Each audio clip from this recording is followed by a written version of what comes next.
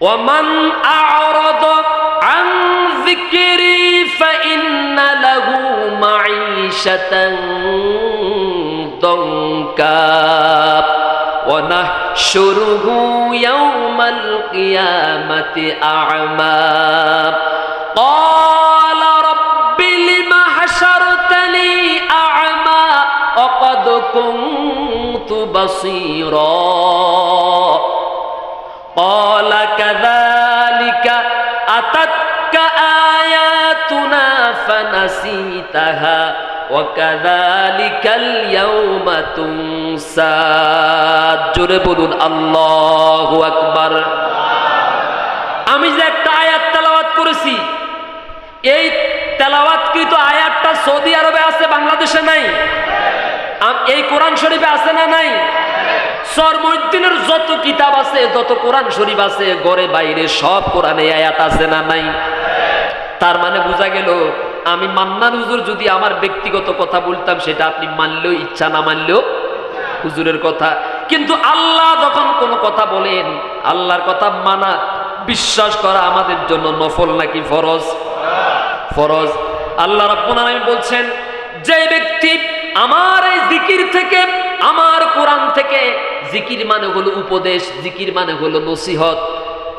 আল্লাহ তাআলা বলছেন, যে ব্যক্তি আমার এই কোরআন থেকে বিমুখ হয়ে যাবে, আমার কোরআন থেকে, আমার বিধান থেকে, আমার আইন থেকে, আমার সংবিধান থেকে মুখ ফিরিয়ে রাখবে, আমি আল্লাহ রাব্বুল আলামিন তার জীবনটাকে সংকীর্ণ করে দেব। জোরে কোন নাউযুবিল্লাহ। যদি তোমার ব্যবসার মধ্যে আমার এই বিধান না থাকে, তাহলে তুমি রাতের 12টা পর্যন্ত সমানে শুধু বেচা কিনা করবা, কিন্তু রাতের 12টার পরে যখন ক্যাশ টান দিবা, দেখবা যে বেচা কিনা ভালো হয়েছে কিন্তু ক্যাশ খালি। তার কারণ হলো তোমার ব্যবসার মধ্যে আমার কোরআন ছিল না। ঠিক কিনা বলে? আমি এই কোরআনে বলেছি হালালকে হারাম, হারামের সাথে হালালকে মিক্স করো না। 1 নাম্বার 14 নম্বর তেলকে 1 নাম্বার তেল বলে বিক্রি করো না। 14 নাম্বার আটাকে 1 নাম্বার আটা বলে বিক্রি করো না। এরকম ব্যবসায় আছে না নাই? তাহলে আল্লাহ কোরআনে যেটাকে হারাম করেছেন, তুমি সেটাকে হালাল বানিয়ে ব্যবসা বাণিজ্য করো। এই জন্য সারা দিন তোমার বেচা কিনা হয়, রাত 12টার পরে যখন ক্যাশ টান দাও তখন তোমার আর বরকত থাকে না। জোরে কোন ঠিক কিনা? আবার তোমার বেচা কিনা যদিও ভালো, ক্যাশের মধ্যে যদিও টাকা পাওয়া যায়, কিন্তু তোমার মেয়ে একটা, চোখ একটা এইদিকে তাকাই থাকে, আর একটা আরেক দিকে তাকাই থাকে। তোমার বেচা কিনা ভালো, কিন্তু তোমার স্ত্রী অসুস্থ। তোমার বেচা কিনা ভালো, তোমার ছেলে একটা প্রতিবন্ধী। ঠিক কিনা বলেন? তোমার বেচা কিনা ভালো, কিন্তু তোমার মেয়ে আরেকজনের সাথে পালাই গেছে। এরকম আছে না নাই? তার মানে আল্লাহ বুঝাতে চাইলেন, যদি তোমার বেচা কিনার মধ্যে আমার কোরআন থাকে, যদি তোমার পরিবারের মধ্যে আমার কোরআনের নীতি থাকে, সংবিধান মানো, তাহলে আমি আল্লাহ রাব্বুল আলামিন আসমান থেকে অনবরত তোমার জন্য রহমত আর বরকত নাযিল করব। সুবহানাল্লাহ। দরকার আছে না নাই? আমার ভাইয়েরা, যেই আল্লাহর কোরআন দিয়ে নামাজ পড়ি, যেই আল্লাহর কোরআন দিয়ে নামাজ পড়বো, সেই আল্লাহর কোরআন দিয়ে আমরা সমাজ গড়ব। রাজি আছেন? যে আল্লাহর কোরআন দিয়ে আমরা কবর জিয়ারত করব, সে আল্লাহর কোরআন দিয়ে আমরা কোর্ট কাছারি চালাবো। যে আল্লাহর কোরআন দিয়ে আমরা দোকান উদ্বোধন করব, সেই আল্লাহর কোরআন দিয়ে আমরা শিক্ষাঙ্গন চালাবো। যে আল্লাহর কোরআন দিয়ে আমরা মুনাজাত করব, সেই আল্লাহর কোরআন দিয়ে আমরা রাষ্ট্র পরিচালনা করব। তাহলে শান্তি। এখন যদি কেউ মনে করে আমার গায়ের মধ্যে তেল আছে, ডানে তাকাই পিছনে তাকাই, ডানে তাকাই বামে তাকাই, সামনে তাকাই পিছনে তাকাই, সব দিকে মানুষের লোকবলের কোনো অভাব নাই, পকেটেও ভরা টাকা থাকে, জায়গা জমি সম্পদে আমার কোনো কমতি নাই, সুতরাং এখন আল্লাহর সংবিধান মানার টাইম আমার নাই, জীবনটাকে সংকীর্ণ করে দেব। জোরে কোন নাউযুবিল্লাহ। সম্পদ থাকবে কিন্তু শান্তি থাকবে না। সম্পদ থাকবে, শান্তি, টাকা পয়সা থাকবে, কিন্তু মনের মধ্যে কোনো শান্তি। বিশ্বাস করেন, যার 5 তলা আছে সে চিন্তা করে 6 তলা কবে উঠাইব। রাতের বেলা ঘুম নাই, চোখের দেখা বলতেছে।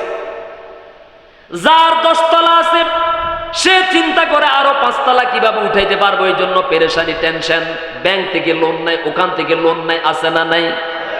আবার ভাইয়েরা, শান্তি অন্তরের মধ্যে নাই, দুনিয়ার জীবনটা আল্লাহ তাআলা সংকীর্ণ করে দিয়েছেন, সংক্ষিপ্ত করে দিয়েছেন।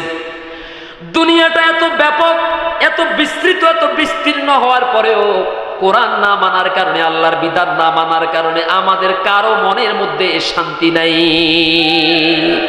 কারণ শান্তির জন্য আল্লাহ যে কিতাবটা দিচ্ছেন, সেই কিতাব এক জায়গায়, আমরা আরেক জায়গায়। কথা বল না। আপনি এ বোতল এটা পুরানোর জন্য ধরেন পানির কলে গেছেন, পানির কলে, তো এখন একজন হমানে কল চিপতে আছে আর আরেকজনে বোতলের ওই কলের মুখে একটু সরে রেখেছে। এখন যদি কিয়ামত পর্যন্ত কল চিপে পানি, কি বোতল কি ভরবে? সম্ভাবনা আছে। কলও চিপতে হবে, বোতলকেও জায়গা মতো ধরতে হবে, ঠিক কিনা বলেন? এই জাতি আল্লাহর কোরআনকে শুধুমাত্র নামাজের মধ্যে সীমাবদ্ধ রেখেছে আর শান্তি খোঁজ করে সমাজের মধ্যে, ঠিক কিনা বলেন? আমার ভাইয়েরা, যতদিন পর্যন্ত নামাজের কিতাবকে সমাজে আনতে না পারবো ততদিন পর্যন্ত শান্তি পাওয়া যাবে না। কোরআন এমন একটা কিতাব, আশ্চর্য কিতাব, যার ব্যাপারে আল্লাহ তাআলা বলছেন, লাউ আনজালনা হাযাল কুরআন আলা জাবালিন লারাআইতাহু খাশিআ লারাআইতাহু খাশিআন মুতাসাদ্দিআন মিন খাশিয়াতিল্লাহ ওয়া তিলকাল আমসালু নাদরিবুহা লিন-নাসি লাআল্লাহুম ইয়াতাফাক্কারুন। জোরে বলুন আল্লাহু আকবার। আমাদের কাছে আল্লাহ এমন একটা কিতাব দিয়েছেন, এমন একটা কোরআন আল্লাহ আমাদেরকে দিয়েছেন, যার গুরুত্ব আমরা না বুঝলেও আল্লাহ বুঝাতে চাচ্ছেন। যদি এই কোরআনকে আমি আল্লাহ রাব্বুল আলামিন দুনিয়ার কোন পাহাড়ের উপরে, কোন পর্বতের উপরে নাজিল করতাম, অবতীর্ণ করতাম, তাহলে এই আমানতের হেফাজত করার ব্যাপারে তাদের যে ভয় ছিল, সেটা হচ্ছে এই কোরআন হেফাজতের এই আমানত গ্রহণ করার ক্ষেত্রে আল্লাহ তাআলা বলছেন পাহাড়গুলো ভয়ে, ভয় ভীতিতে তারা দীর্ণ বিদীর্ণ বিচ্ছিন্ন হয়ে যেত। যেরকম সুবহানাল্লাহ, পাহাড়গুলো দীর্ণ বিদীর্ণ হয়ে যেত, পেটে চৌচির হয়ে যেত। আল্লাহু আকবার বলেন। সেই কিতাব আমি আল্লাহ তাআলা তোমাদের উপরে নাজিল করছি। যেরকম সুবহানাল্লাহ। আমার ভাইয়েরা, প্রিয় বন্ধুগণ, সুতরাং এই কোরআন এমন এক কিতাব, যেই কিতাবটা আল্লাহ রাব্বুল আলামিন আসমানের উপর নাজিল করতে চাইলেন, আসমান গ্রহণ করতে চাই নাই। জমিনের উপরে নাজিল করতে চাইলেন, জমিনও গ্রহণ করতে চাই নাই। পাহাড় পর্বতের উপরে নাজিল করতে চাইলেন, তারাও গ্রহণ করতে রাজি হয় নাই। আল্লাহ রাব্বুল আলামিন দয়া করে, অনুগ্রহ করে আমাদের উপরে কোরআনটা আল্লাহ তাআলা নাজিল করেছেন। সুবহানাল্লাহ। এখন যেহেতু আমাদের কাছে আল্লাহ আমানত তো পাঠাইছেন, এই আমানতকে ধরে রাখার দরকার আছে না নাই? নাকি খেয়ানত করবেন? মানতে রাজি আছেন তো ইনশাআল্লাহ? শুধু নামাজে, পানি পড়ায়, কবর জিয়ারতে, মুনাজাতে, নাকি সব জায়গায়? আপনি যদি মনে করেন আয়াতুল কুরসি তেলাওয়াত করে, সূরা ফাতিহা পড়ে পানিতে ফু দিলে, ওই পানি পান করলে আপনার পেটের ব্যথা ভালো হয়ে যাবে, আপনার সন্তানকে ভূত পেতে আসর করলে এই আয়াত তেলাওয়াত করে ফু দিলে ভূত প্রেত আপনার থেকে, ওর থেকে ছাড়িয়ে চলে যাবে, আপনি যদি মনে করেন এই কোরআনের আয়াত তেলাওয়াত করে দোকান উদ্বোধন করলে দোকানের মধ্যে আল্লাহ বরকত দিবেন, আপনি যদি মনে করেন এই কোরআন তেলাওয়াত করে কবর জিয়ারত করলে কবর আযাব মাফ হয়ে যাবে, আপনি যদি মনে করেন মরা মানুষের চতুর্পাশে বসে বসে কোরআন তেলাওয়াত করলে খতম দিলে এ মরা মানুষের গুনাহ মাফ হয়ে যাবে, আযাব মাফ হয়ে যাবে, ঠিক কিনা বলেন? তাহলে আপনি কেন এটা বিশ্বাস করতে চান না, কেন এটা মানতে চান না? ওই আয়াত দিয়ে, ওই সূরা দিয়ে, ওই কোরআন দিয়ে সমাজ চালাইলেও অশান্তি দূর হয়ে যাবে। কোরআন তেলাওয়াত করলে যদি কবর আযাব মাফ হয়ে যায়, কোরআন তেলাওয়াত করে যদি মরা মানুষের পাশে দাঁড়িয়ে তেলাওয়াত করলে যদি মরা মানুষের আযাব মাফ হয়ে যায়, তাহলে সমাজের মধ্যে ওই আয়াতের বাস্তবায়ন থাকলেও তো সমাজ থেকে অশান্তি দূর হয়ে যাবে। কি কথা বুঝে আসে? আল্লাহ আমাদেরকে বুঝার তৌফিক দান করুন। আবু জাহাল, আবু লাহাব, উতবা, সাইবা ওরাও কিন্তু এটা বিশ্বাস করত যে কোরআন আল্লাহর পক্ষ থেকে নাযিল করা। সুবহানাল্লাহ কোন। কিন্তু এরপরেও শুধুমাত্র ব্যক্তিগত হিংসার কারণে তারা আল্লাহর কোরআনকে সমাজে বাস্তবায়ন করতে, কখনো বলতে এটা পাগলের কথা, কখনো বলতে এটা কবির কথা, কখনো বলতে এটা গণকের কথা, বলতো কিনা বলেন? আর সব কথার জবাব দিতেন কে? আমার বন্ধুগণ,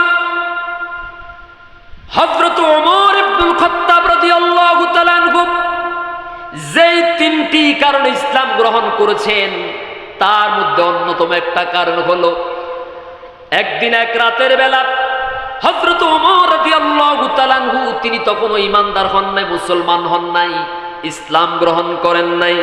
রাতের বেলা ঘর থেকে বের হলো, দোকানের উদ্দেশ্যে রওনা হলো মদ কেনার জন্য, মদ পান করবে।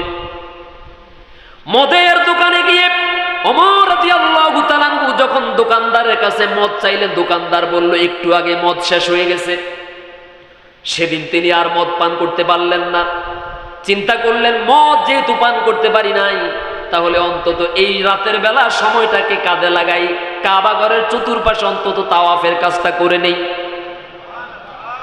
কাবা ঘর তাওয়াফ করতে গিয়ে ওমর রাদিয়াল্লাহু তাআলা আনহু দেখলেন কাবা ঘরের ভিতরে বিশ্বনবী মুহাম্মদুর রাসূলুল্লাহ সাল্লাল্লাহু আলাইহি ওয়াসাল্লাম কোরআন তেলাওয়াত করছে। ওমর চিন্তা করলেন মক্কার এই কোরআন বিরোধী শক্তিরা, আবু লাহাব, উতবা, শাইবা, ওলীদ ইবনে মুগীরার গোষ্ঠীরা, বড় বড় নেতৃবৃন্দ, তারা যে বলে মুহাম্মদের পিছনে পিছনে বিরোধিতা করে, এটাকে কবির কবিতা বলে, জাদুঘরের জাদুমন্ত্র বলে, আসলে কথাটা কতটুকু যৌক্তিক, কতটুকু সত্য, এবার আমি একটু নিজে নিজে বোঝার চেষ্টা করি। আমার ভাইয়েরা, ওমর রাদিয়াল্লাহু তাআলা আনহু পিছনে দাঁড়িয়ে দাঁড়িয়ে আল্লাহর নবীর কণ্ঠে কোরআন তেলাওয়াত শুনতেছেন। ভাইয়েরা আমার, যদি এই দুনিয়ার সাধারণ মানুষের কণ্ঠের তেলাওয়াত শুনে আপনার আল্লাহু আকবার বলে চিল্লাই উঠেন ঈমানের জোশে, ঠিক কিনা বলেন? আল্লাহর নবী যার উপর আল্লাহ তাআলা কোরআন নাযিল করেছেন, একে তো আল্লাহর নবী, আবার কোরআনটা যার উপরে নাযিল হয়েছে তিনি তেলাওয়াত করতেছেন। এবার বুঝেন কোরআন তেলাওয়াতটা কত মধুর, কত চমৎকার। গোটা দুনিয়ার সমস্ত কারি সাহেবদের কণ্ঠের সুর যদি এক পাল্লা রাখা হয়, আর আল্লাহ আমার রাসূলকে যে চমৎকার কণ্ঠ দান করেছেন, তবু আমার নবীজির কণ্ঠ, এটার পাল্লা ভারী হয়ে যাবে। যেরকম সুবহানাল্লাহ। রাসূল তেলাওয়াত করছেন, ওমর পিছনে পিছনে দাঁড়িয়ে শুনতেছেন। ওমর চিন্তা করলেন এত চমৎকার, এত সুললিত সুর, এত সুন্দর করে মিলায়া মিলায়া কোরআন তেলাওয়াত করেন, একটা আয়াতের সাথে আরেক আয়াত এত সুন্দর করে মালার মতো গেঁথে গেঁথে তেলাওয়াত করেন। তার মানে বোঝা গেছে মক্কার কাফের রাজা বলে মুহাম্মদ একজন উঁচু মানের কবি, কথা তো সত্যি।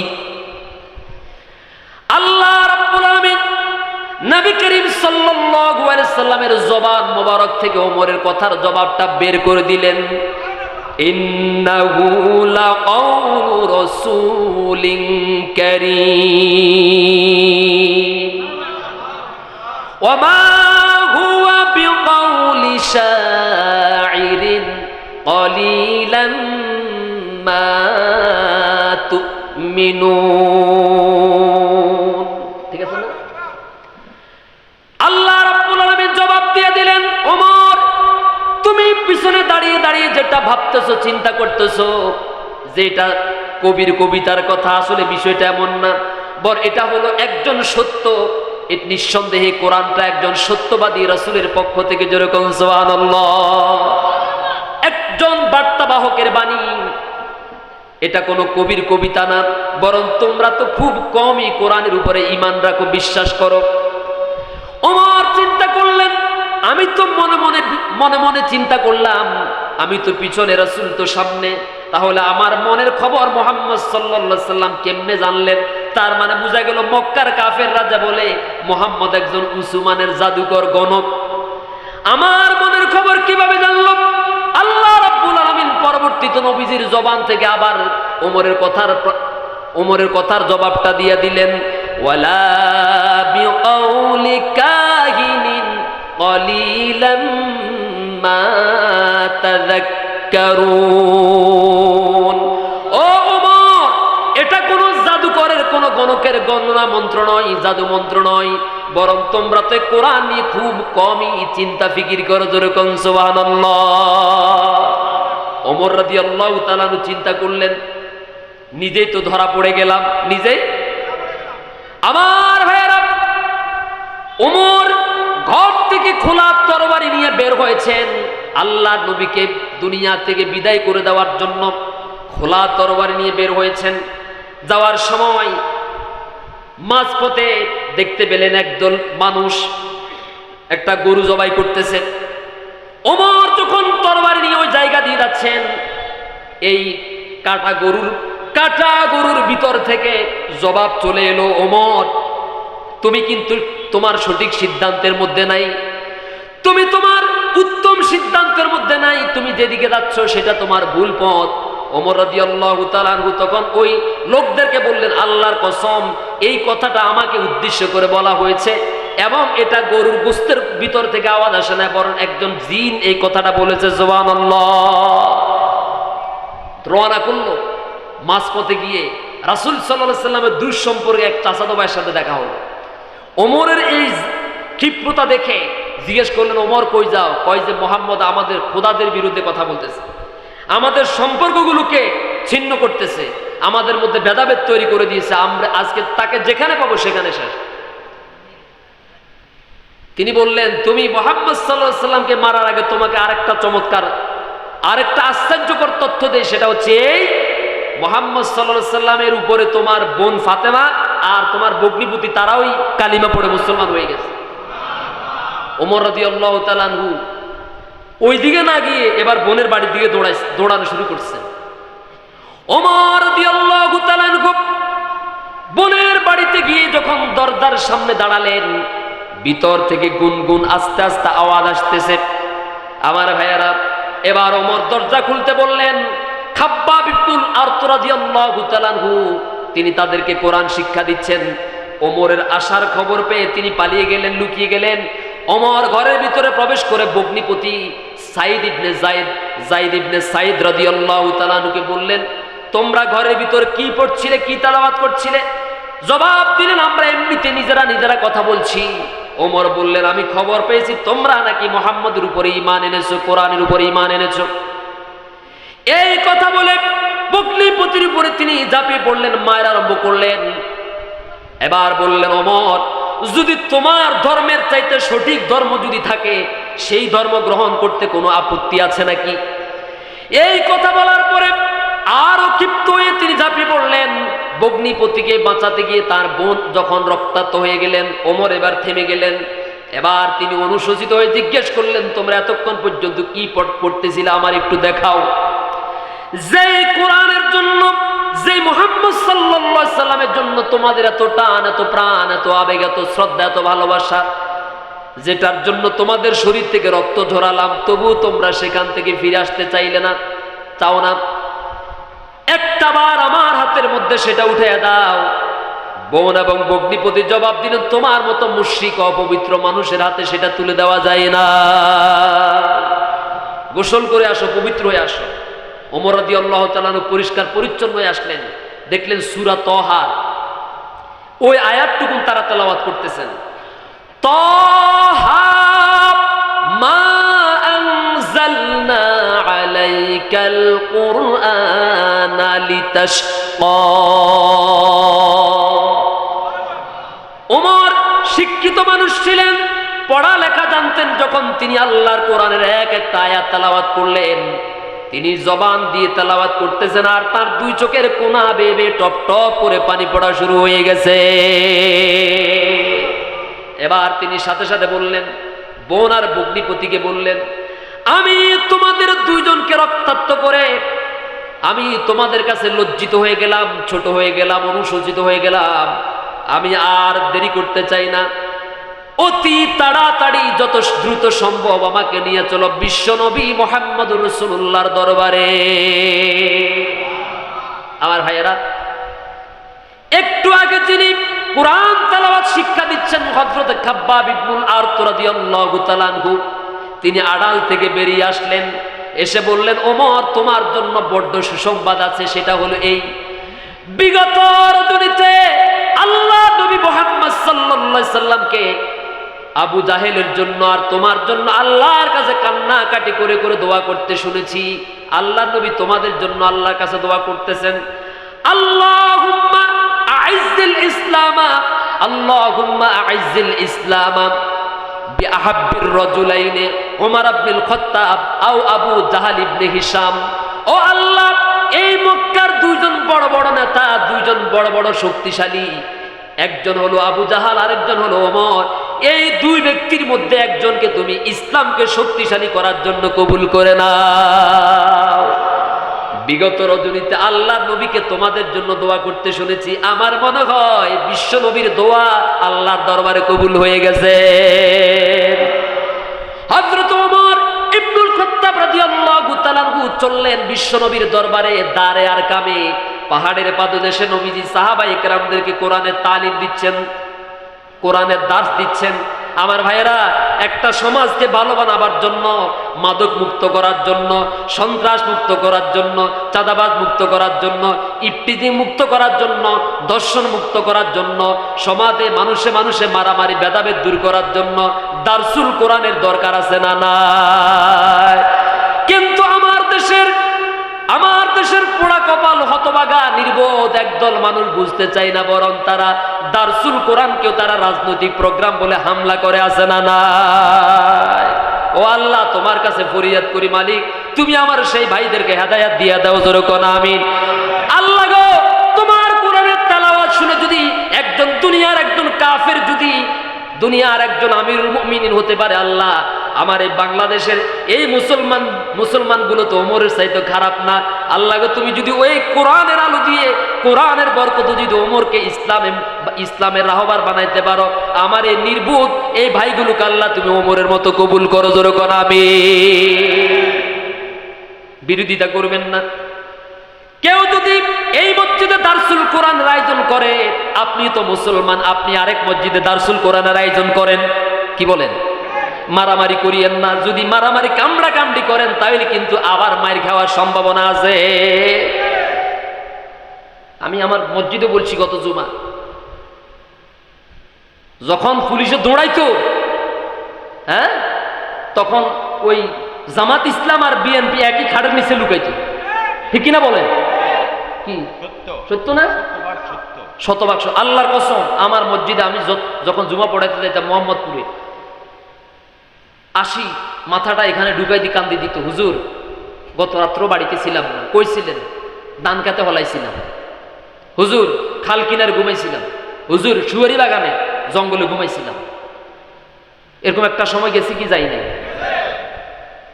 আপনারা যদি আবার যদি মারামারি করেন, আবার যদি বাড়াবাড়ি করেন, আবার যদি কামড়া কামড়ি করেন, আল্লাহ কিন্তু আপনাদেরকে ভালো একটা সময় দিছে, ঠিক কিনা বলেন? কাঁধে কাঁধ মিলিয়ে, বুকে বুক মিলিয়ে সবাই ভালো কাজ করেন। কেউ যদি এখানে যদি একটা টিউবওয়েল দেয়, পানির কল দেয়, আপনি আরেক জায়গায় দুইটা দেন। কেউ যদি এই জায়গায়, কোন দল যদি এই জায়গায় এক বান টিন দেয়, আপনি আরেক জায়গায় দুই বান দেন, ঠিক কিনা বলেন? আল্লাহ তাআলা বলছেন, ওয়া তাআওয়ানু আলাল বিররি ওয়াত তাকওয়া, তোমরা কল্যাণের কাজে, তাকওয়ার কাজে প্রতিযোগিতা করো। সুবহানাল্লাহ বলেন, সহযোগিতা করো। এখন ওরা এই মসজিদে দারসুল কোরআন আয়োজন করে, আপনি চিন্তা করেন, আমি তো বিরিয়ানির প্যাকেট দিয়ে তো মানুষ আনতে পারি না, আমি তো 500 টাকার নোট দিয়ে এত মানুষ আনতে পারি না, আর ওরা আল্লাহর কোরআনের প্রোগ্রাম করে এত মানুষ কেমনে আনে? চোখে আপনার টনটনায় সহ্য হয় না, এই জন্য আপনি বাঁশ গাছ নিয়ে, অস্ত্র শস্ত্র নিয়ে তাদের উপরে হামলা করলেন, আছে না নাই? আমার বন্ধুগণ, এই কাজ না করে আপনি যেমন মুসলমান, ওরাও তেমন মুসলমান। ওরা যদি এই মসজিদে দারসুল কোরআনের আয়োজন করে, আপনি আরেক মসজিদে কোরআনের আয়োজন করেন, ঠিক কিনা বলেন? এখানে ওরা পানির ফিল্টার দিছে, এই বিশ্ববিদ্যালয়ে ওরা পানির ফিল্টার দিছে, আপনি আরেক বিশ্ববিদ্যালয়ে পানির ফিল্টার দেন, ঠিক কিনা বলেন? আপনি ওদেরটা যখন ভাঙছেন, তখন শুধু ওদের পানির ফিল্টার ভাঙে নাই, বরং ওই বিশ্ববিদ্যালয়ের হাজার হাজার ছাত্রের কলিজা ভেঙে দিয়েছে। বুঝেন না কেন? ভালো কাজে প্রতিযোগিতা করুন, মারামারি করবেন না, কামড়া কামড়ি করবেন না, নিজ হাতে কুড়াল, নিজ পায়ে কুড়াল দিতেছে, ঠিক কিনা বলেন? মারামারি করবেন না, আল্লাহর রাস্তায় এগুলো করবেন না।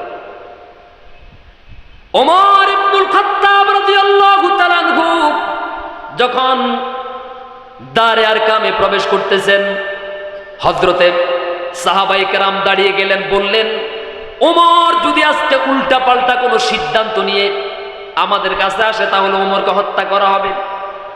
আল্লাহ নবীজি মুহাম্মদ সাল্লাল্লাহু আলাইহি সাল্লাম বলেন, তোমরা ওমরের জন্য জায়গা করে দাও, ওমরকে আমার কাছে আসতে দাও। সুবহানাল্লাহ বলেন। ওমর রাদিয়াল্লাহু তাআলা বিশ্ব নবীর সামনে যখন আসলেন, বললেন, হুজুর, জাহিলিয়াতের এই অন্ধকারের মধ্যে আমি আর থাকতে চাই না, আপনি আমাকে কালিমা শাহাদাতাইন পড়াই দেন। আশহাদু আল্লা ইলাহা ইল্লাল্লাহু ওয়াহদাহু লা শারীকা লাহু ওয়া আশহাদু আন্না মুহাম্মাদান আবদুহু ওয়া রাসূলুহু। আমার ভাইয়েরা, বিষয়টা খেয়াল করে দেখেন, গোটা দুনিয়ার একজন বিখ্যাত কাফের মুহূর্তের মধ্যে একজন বিখ্যাত ইমানদার হয়ে গেছে। শুধু তাই না, বরং নবীজিকে আল্লাহ তাআলা দুনিয়াতে থাকতেই 10 জন সাহাবীকে জান্নাতে সুসংবাদ দিয়েছেন। তার মধ্যে 2 নাম্বার ব্যক্তি হলেন হযরত ওমর। আল্লাহ তোমার কাছে দোয়া করি, 1500 বছর পূর্বে এই কোরআনের আলো দিয়ে তুমি যেভাবে ওমরের মতো মানুষের কলিজাটাকে আলোকিত করে দিয়েছো, আল্লাহ হাজার হাজার নয় লক্ষ লক্ষ অমুসলিম বেদিনদের কলিজায় তুমি আলো দিয়ে তাদেরকে জান্নাতি বানিয়ে দিয়েছো মালিক। এই 56,000 বর্গ মাইলের কোটি কোটি মুসলমানদের কলিজাটাকে ওমরের মতো তুমি কোরআনের মাধ্যমে আলোকিত করে দাও। আল্লাহ তুমি সবাইকে ন্যায় অন্যায় বুঝার তৌফিক দিয়া দাও।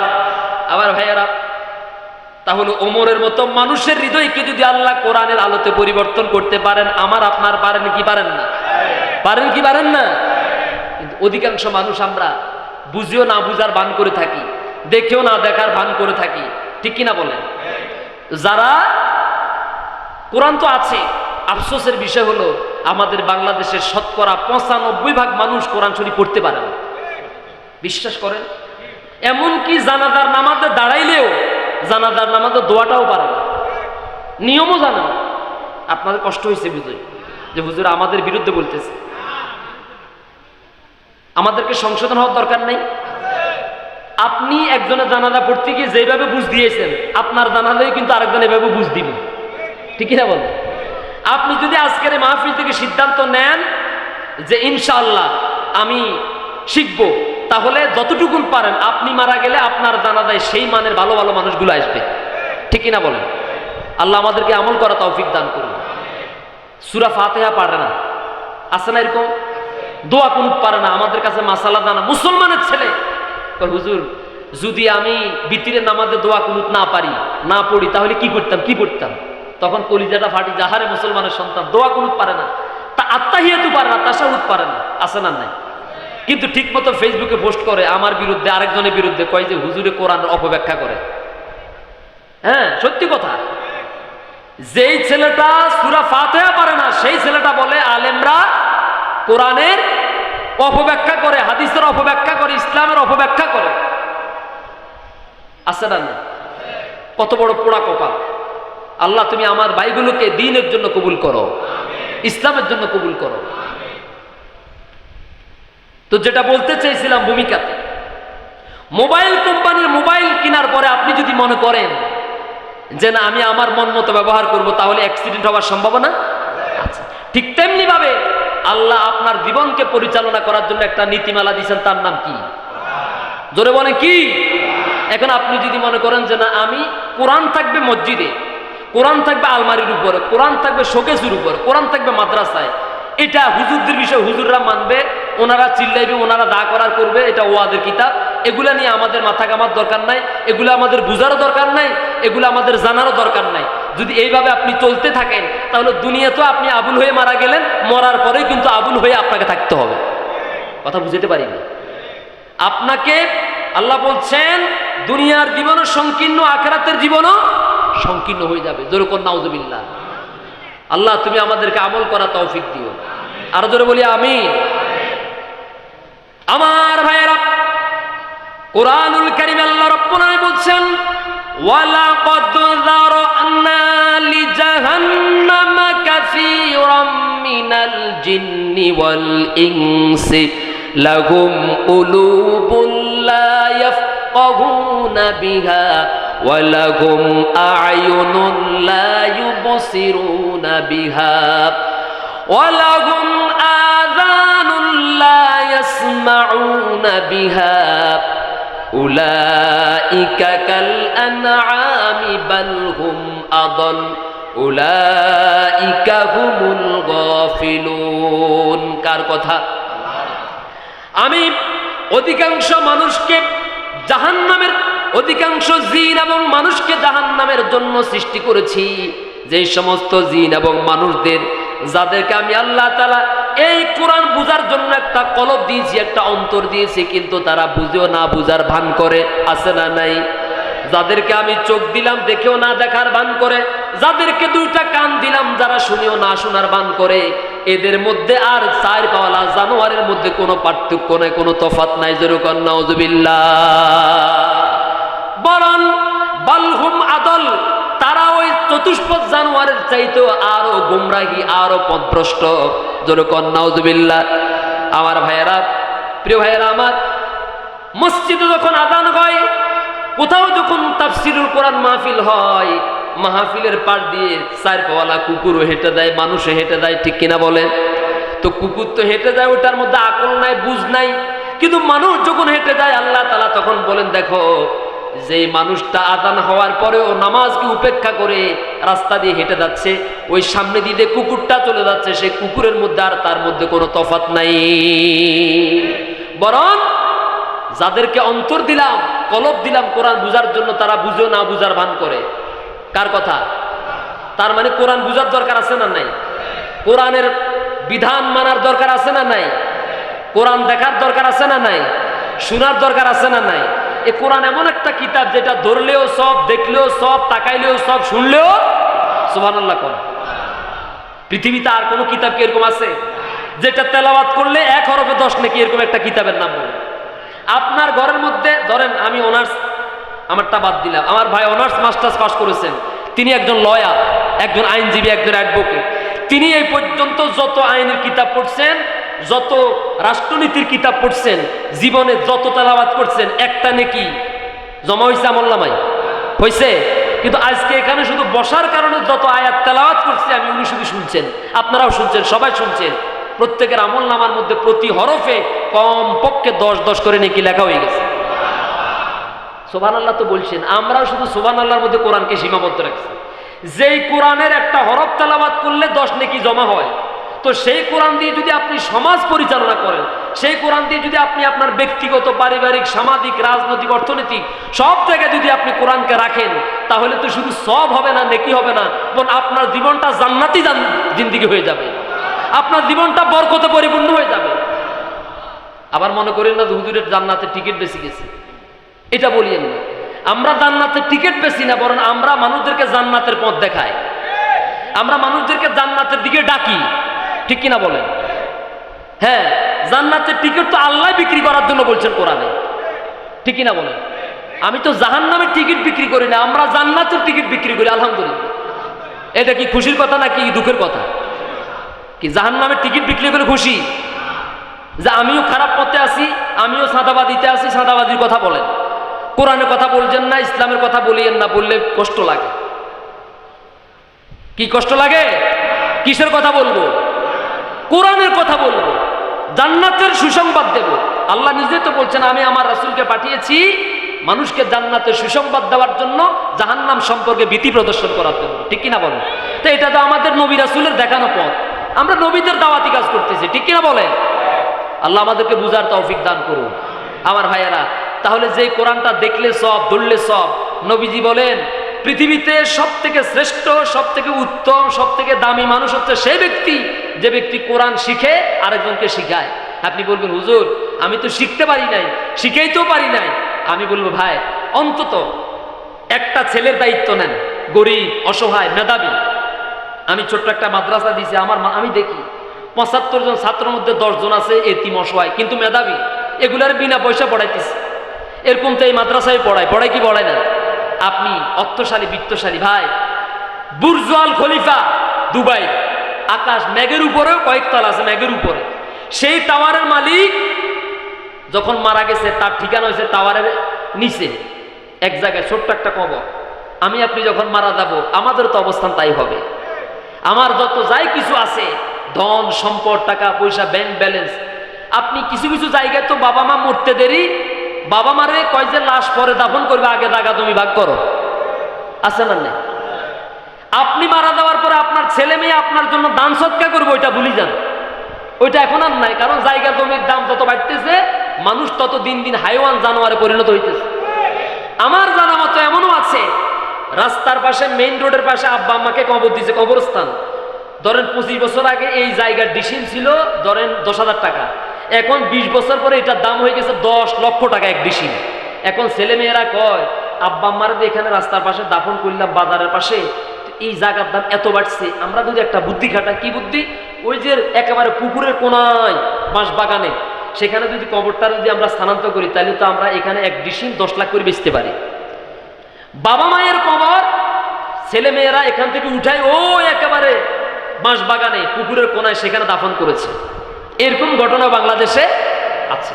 ভাইরা আমার, আপনি যেটা করে যাবেন সেটা আপনার জন্য নাজাতের উসিলা হবে। ভাই তো আগে কালেকশন করেছেন, হয়তো তেমন সুবিধা করতে পারেন না, তারপরও আমি দেখছি আলহামদুলিল্লাহ কিছু ভাইয়েরা এসেছেন পরবর্তীতে। আমি চাই একজন ভাই এই আল্লাহর কোরআনের জন্য, কোরআনের আলো যেন প্রতিটি ঘরে ঘরে পৌঁছে যায়। আপনাদের এই ছেলেগুলো মাদ্রাসা থেকে হাই স্কুলে যাবে, ওরা বিজ্ঞান বিভাগে পড়বে, ওরা দেশ বিখ্যাত এমবিবিএস ডাক্তার হবে, আইন বিশেষজ্ঞ হবে, ওরা ইঞ্জিনিয়ার হবে, হতে পারে না? ইনশাল্লাহ পারে। একজন ভাইকে চাই যে ভাই 5,000 টাকা দিবেন, যা আমি এই মাদ্রাসার জন্য 5,000 টাকা দেব। আছেন কোনো ভাই?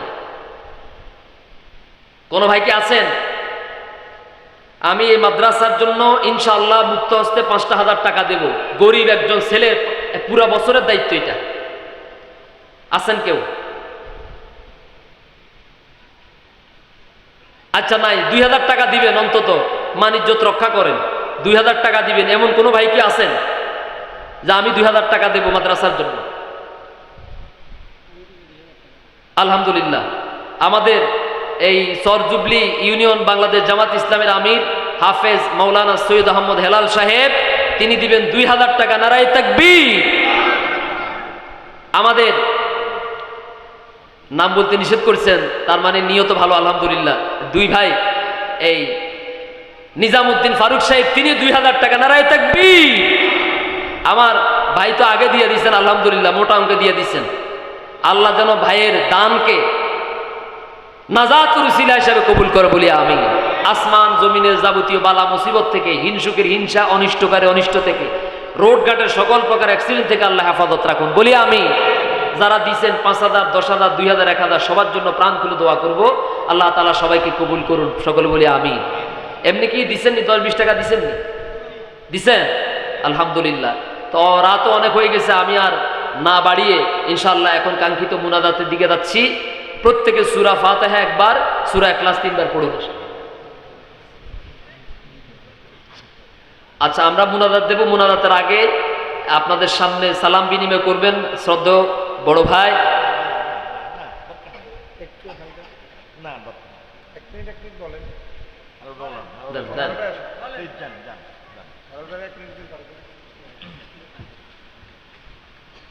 এটাকে বলে সম্প্রীতি। দেখছেন, তিনি কিন্তু বয়সে বড়, সিনিয়র, আর হেলাল ভাই বয়সে জুনিয়র, ঠিক কিনা বলেন?